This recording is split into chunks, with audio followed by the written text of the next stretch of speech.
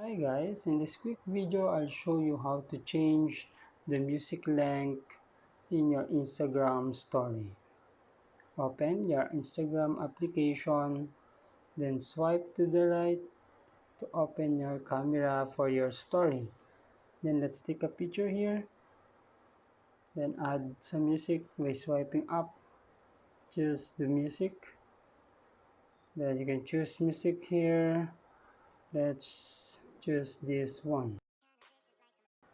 Okay, as you can see, the music has been added to our story. Then, to change the music length, just tap this number 15 and choose how many seconds is the clip duration of your story. Then tap done.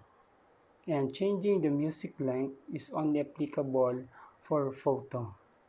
It cannot be done using a video story. Let's try the video. Let's discard this. Okay, we're going to take a video by tapping for a long seconds. And then, as you can see, I have took a video here. Let's swipe up to, I'm going to choose a music here.